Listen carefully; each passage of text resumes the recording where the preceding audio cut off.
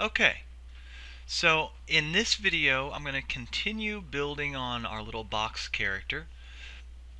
This character is going to be used for um, our IK and our custom controls and our FK. And so what we're doing is we'll review what we've done so far. So if we look, we built a joint structure system. The joint system utilized IK to control the used IK to control the bone rotations. So if I bring up my NURBS curves, you will see that I have these control objects now to move the left leg and the right leg, and I have this to control the body's upper body movement and rotation. So I can rotate the character however I might want. Okay. Now I've added a new element. I added an extra joint here and I parented it to the root. Why did I do that? Well, because all of our characters need to have some sort of secondary element to it. So I've actually added, I'll bring up my polygons. So what I did is I added a NURB surface with a big antenna on it. And I'm going to show the deformers attribute. So I'm trying to isolate as much as I can from this, trying to isolate everything. So if I go back to 0, that's the beautiful thing about these. If I go back to 0, and if I have saved my if I did freeze my transformations, I should put everything back on the ground where I want it. Okay. So that is very, very important to me, being able to control these things. Notice that if I rotate this, nothing happens, but if I translate it, then I get the kind of movement that I want. Putting that down and putting it in place. Alright, now so what I've done is I'm going to go to show X-ray joints, shading X-ray joints. I simply added a joint here, parented these things to it, just like we've done, parented that, attached this joint to this through parent. So then I have, it's going to move with everything, and so is this deformer.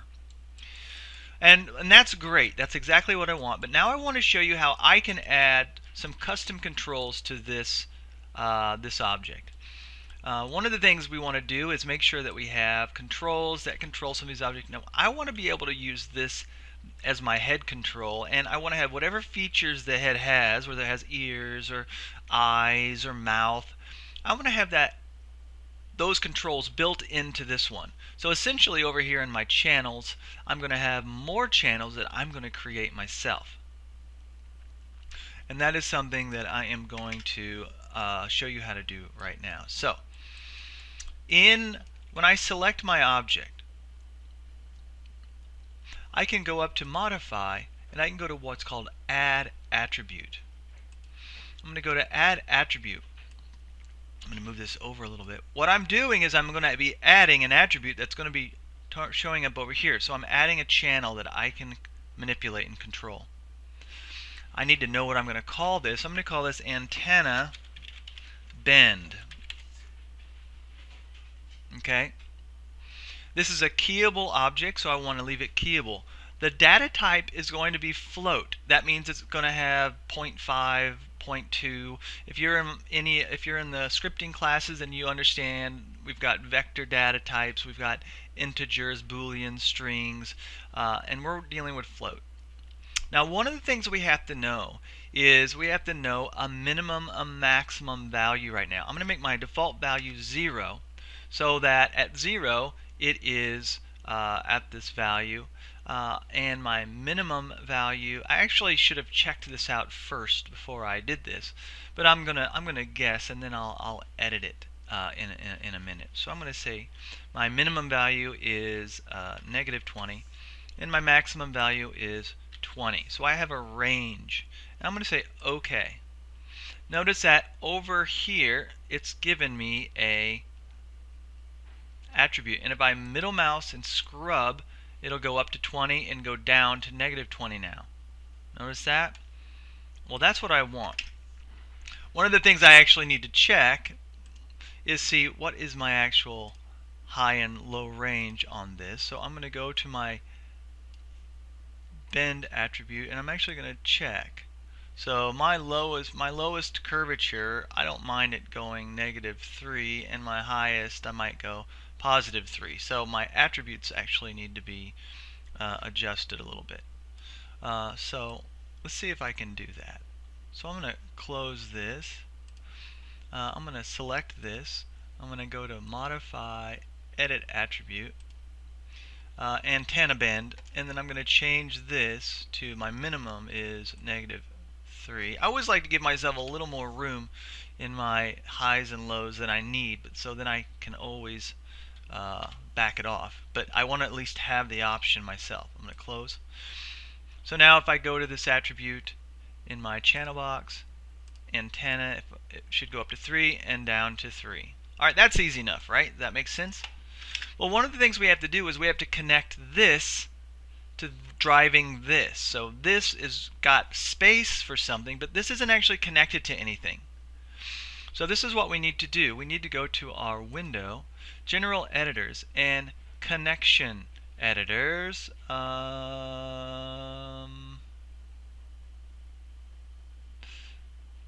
There it is, Connection Editor.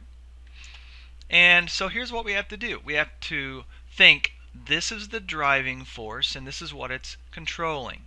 So I'm going to load this from my left side in just case I hadn't. And it loads these attributes in. And if I slide this down to the bottom, I'll see my new antenna bend attribute right there. If I select on the object that I want, I'm going to right click over here and load it. So this is my antenna attribute. And first I want to see if that's available over here. So I'm going to go down and I need to know my bending. What is that called when I bend this? Something I need to know. So let me actually go into my inputs here. Bend. And let me load that. And notice that this changed. So just selecting that didn't always work. I need to go into my inputs. And I need to look for curvature.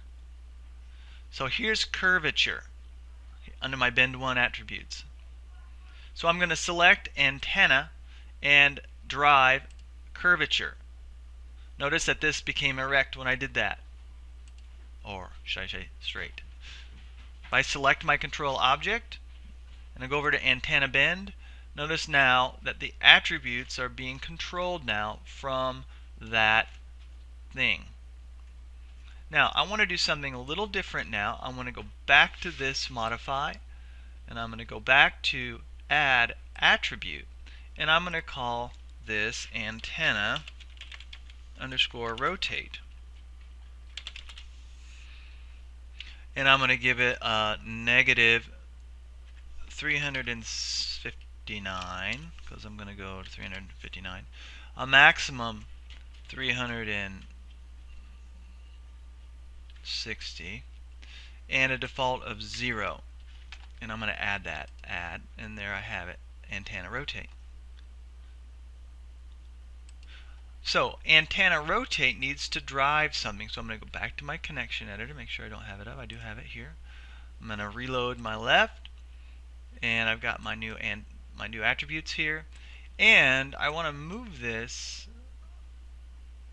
All right, and I want to use this because I actually want to be able to rotate this handle to make my antenna roll around. Notice how it's moving when I rotate that. So I want to be able to go from 0 to 360 to 0. So I want antenna rotate to drive my rotation values, not my bend attributes. I'm going to reload that and then go into my visibility, go into my rotate Y attributes and drive that.